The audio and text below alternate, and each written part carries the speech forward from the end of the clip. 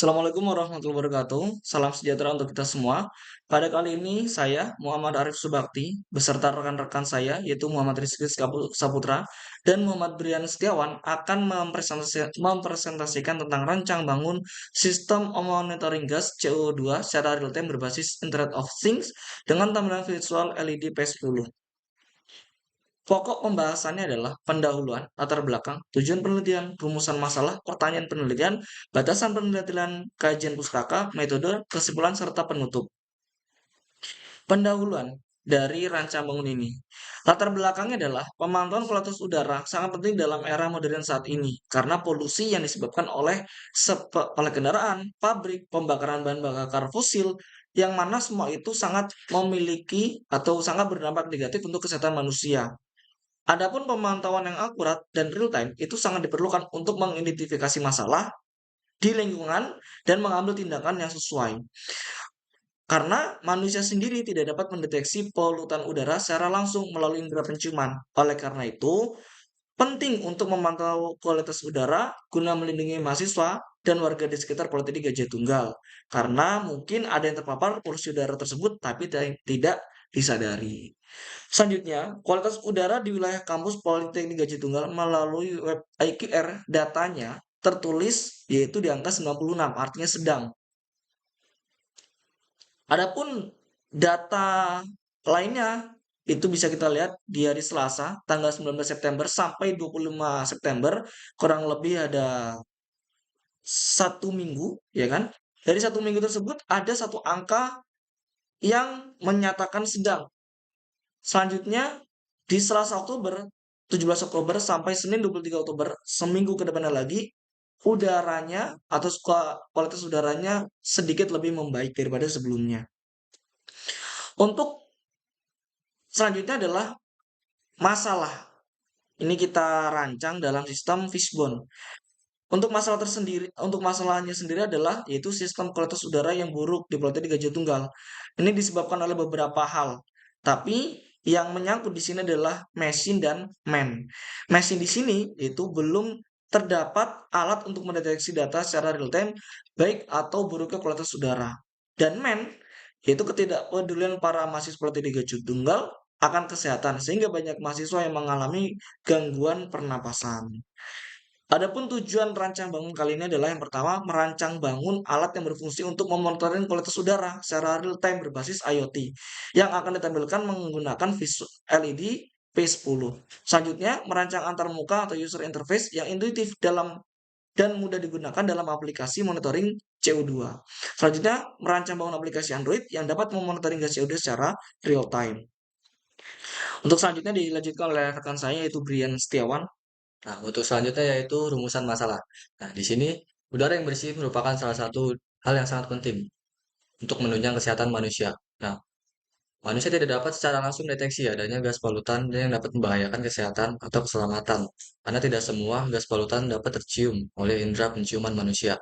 Nah, dengan adanya aktivitas di area pabrik dan aktivitas kendaraan yang berada di dekat kampus Politeknik Gajah Tunggal ini, dapat dikatakan bahwa membahayakan mahasiswa dan juga dapat membahayakan warga lain yang berada di wilayah kampus Politeknik Gajah Tunggal ini karena mereka tidak mengetahui tentang kondisi atau kualitas udara yang mereka hirup. Nah, oleh karena itu, alat deteksi kualitas udara ini diharapkan dapat memudahkan para mahasiswa dan juga para warga yang tidak mengerti akan kualitas udara di wilayahnya. Nah, untuk pembahasan selanjutnya yaitu ada pertanyaan penelitian. Yang pertama, bagaimana cara merancang dan mengimplementasikan sistem monitoring udara secara real-time berbasis IoT? Yang kedua, bagaimana cara melakukan integrasi antara sistem monitoring udara berbasis IoT dengan tampilan visual LED P10 untuk memberikan informasi yang mudah dipahami? Yang ketiga, bagaimana menerapkan sistem ini secara efektif untuk memonitor kualitas udara dan menyajikan data dengan tampilan visual LED P10 secara akurat dan informatif. Nah, yang selanjutnya yaitu ada batasan penelitian. Penelitian ini berfokus pada monitoring kualitas udara dan dapat diakses menggunakan aplikasi Android. Yang kedua, pembuatan aplikasi menggunakan kodular. Yang ketiga, penelitian ini tidak akan mencakup bagaimana cara mengurangi polusi udara, akan tetapi akan hanya berfokus pada monitoring dan pemantauan kualitas udara. Yang terakhir yaitu sistem ini akan mengasumsikan ketersediaan koneksi internet yang memadai. Terbatasan seperti jaringan sistem yang lemah atau hilangnya koneksi internet tidak akan dibahas dalam penelitian ini. Nah, selanjutnya yaitu ada tinjauan pustaka. Yang pertama yaitu dengan judul sistem monitoring dan notifikasi udara dalam ruangan platform IoT. Di sini kami mengambil poin tentang sensor MQ135, yaitu sensor yang mendeteksi kadar CO2. Yang kedua yaitu tentang judul implementasi monitoring kualitas udara menggunakan peramalan eksponensial, smoothing, dan node MQ berbasis mobile Android. Di sini kami mengambil kata kunci yaitu ESP8266. Nah, yaitu yang ketiga yaitu dengan judul papasan informasi elektronik untuk kualitas udara di kawasan industri sebagai alat bantu kenyamanan berkendara. Di sini kami mengambil poin yaitu penggunaan panel dot matrix. Yang keempat yaitu pengembangan perangkat IoT monitoring kualitas udara dalam ruangan menggunakan microcontroller berbasis Android. Di sini kami mengambil kunci tentang aplikasi Android. Nah, yang selanjutnya akan dibahas oleh Mas Rizky Saputra. Oke, yang selanjutnya dengan judul Jurnal Sensor IoT untuk Pemantauan Lingkungan dan Pengendalian Polusi, kami mengambil poin tentang real time. Dan yang terakhir dengan jurnal pembuatan aplikasi sistem pemantauan suhu kandang ayam tipe closed house berbasis IoT, kita mengambil poin tentang penggunaan web kodular. Yang berikutnya pembahasan tentang alur penelitian. Yang pertama ada metode.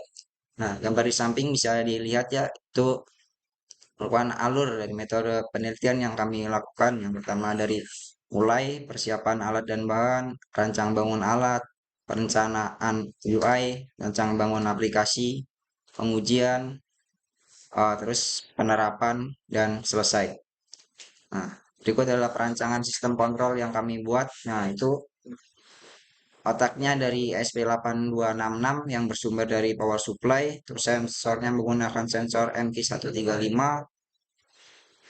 Tampilan visualnya kita menggunakan smartphone dan LED P10. Nah, berikut ada rancangan aplikasi kedepannya yang akan kita buat seperti itu. Nah, berikutnya ada perancangan user interface. Penyusunan UI interface dapat melibatkan yang pertama pemilihan palet warna yang mencerminkan kualitas udara, misalnya hijau sebagai penanda baik. Yang berikutnya ada penambahan icon-icon. Yang berikutnya ada tampilan IQ dengan warna, dan berikutnya adalah penggunaan grafik warna. Nah, berikut perancangan user interface yang kami buat yang akan digunakan untuk pembuatan aplikasi nantinya. Dan berikutnya ada kesimpulan. Dalam rangka menjaga dan memperbaiki kualitas udara, kami telah merancang dan membangun sebuah alat berbasis IoT yang mampu memonitoring kualitas udara secara real time. Alat ini dilengkapi dengan tampilan visual P10, sensor MQ135, dan modul ESP8266 sebagai jaringan. Selain perangkat kerasnya, kami juga mengembangkan sebuah aplikasi Android yang terintegrasi untuk pemantauan gas CO2 secara real time. Kami menggunakan platform pembuatan aplikasi kodular untuk membuat aplikasi ini. Kami menyadari bahwa pentingnya memiliki antarmuka pengguna yang intuitif dan mudah digunakan dalam aplikasi monitoring gas CO2. Kami memastikan bahwa antarmuka dirancang sedemikian rupa sehingga pengguna dapat mudah memahami dan menggunakan aplikasi untuk memantau tingkat gas CO2 dengan efektif. Nah, itu merupakan sistem yang akan kami buat, yaitu rancang bangun alat monitoring gas CO2 secara real time berbasis IoT dengan tampilan visual LED P10. Sekian presentasi dari kami. Wassalamualaikum warahmatullahi wabarakatuh. Dan jika ada saran dan komen, kalian bisa menuliskannya di kolom komentar. Terima kasih.